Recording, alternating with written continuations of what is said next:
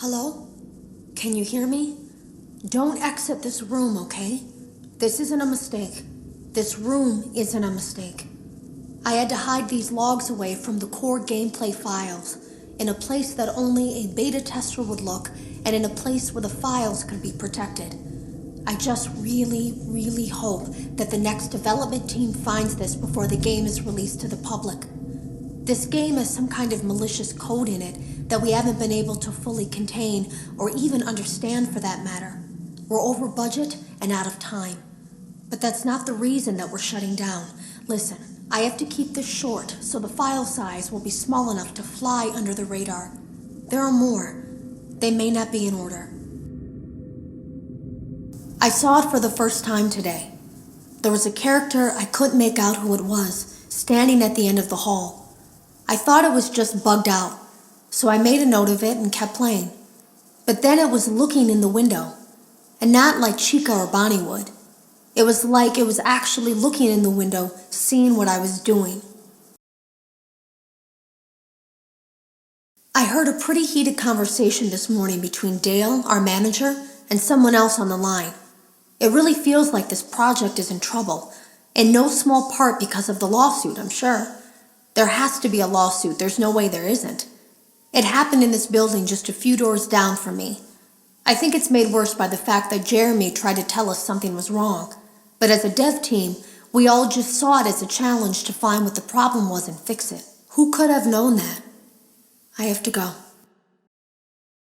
Have you ever heard of a guillotine paper slicer? It sounds made up, but it's an actual piece of office equipment. I didn't even know we had one in the supply room. I guess they're more common at businesses that do a lot of graphic design work. I remember seeing one when I was still in school, and even then, I knew how dangerous it looked. I was always afraid of losing a finger. That seems so silly now. Jeremy used to do design work. I guess that's how he knew it was there. The drawers have been emptied out. Someone was here. I don't think it was spring cleaning either. No, there was plastic on the floor.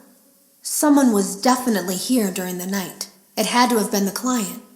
I mean, they sent us that stuff in the first place with no explanation, told us to scan it, said it would expedite the process so we wouldn't need to program any pathfinding ourselves. It was a budget thing, I guess. It was just junk, circuit boards and things like that. Looked pretty old. Somehow, though, there was usable code on some of it. It seemed to take hold by itself. Things started changing. But then, he started appearing. At least that's what Jeremy said. I came in early that morning. No one else was there. At least that's what I thought. The supply room was lit. I didn't even notice Jeremy standing in the testing room as I walked past. The supply room was so bright, glowing from all the way down the hall. Jeremy complained of nightmares when he came in this morning. He wasn't talking about it like someone telling a friend about his dreams, though. He was pale, looked like he hadn't eaten in days. He spent an hour talking in Dale's office, but it didn't look like he was given much sympathy. When he came out, he went directly back to the testing room. He doesn't even jump anymore. Nothing scares him. He just stands there like he's talking to someone. Sometimes he rocks from side to side. We were told to leave him alone. I knew I was in line to do the testing next. They'd been prepping me for it. I guess they knew that Jeremy would need to be replaced soon. You can always tell when a company is getting ready to fire someone. They start giving out written warnings for silly things, making sure to build a paper trail and make a case for a firing. Things that normally no one would care about suddenly become grave offenses, all worthy of being written and documented. I guess it works two ways, because it also encourages a person to quit rather than be scrutinized so heavily. I think Jeremy was too far gone to consider that option, though. The thing about it is that I don't think they were going to fire him because of anything he was doing wrong. They just knew he'd seen something. They needed to discredit him. There was something that looked like a Halloween mask laying on the floor. I I didn't understand. Ink must have spilled. It was only then that I heard a shuffle from the testing room and realized Jeremy must be there. I went back and peered in the window. I couldn't see his face. He had the visor covering his head. He had ink spilled on himself as well.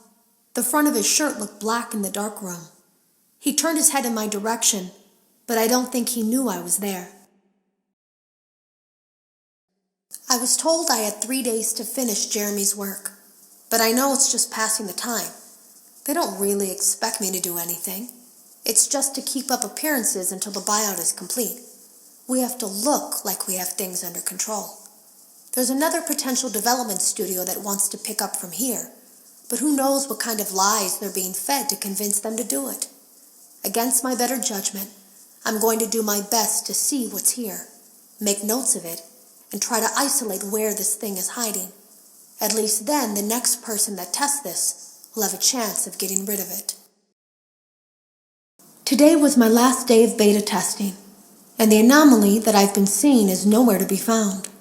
But after inspecting some of the files, it seems that it's attached itself to these logs. My logs. That can't be an accident. So now I have to make a choice.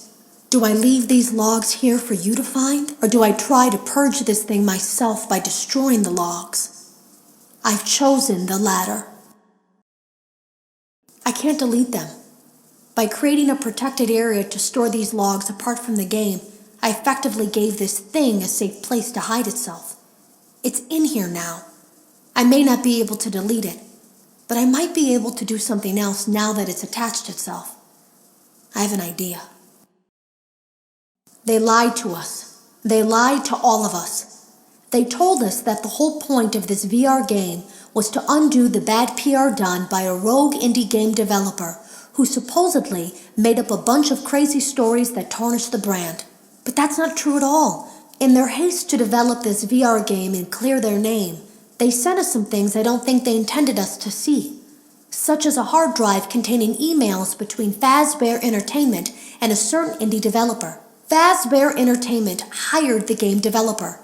Those indie games were designed to conceal and make light of what happened. This isn't just an attempt to rebrand. It's an elaborate cover-up, a campaign to discredit everything.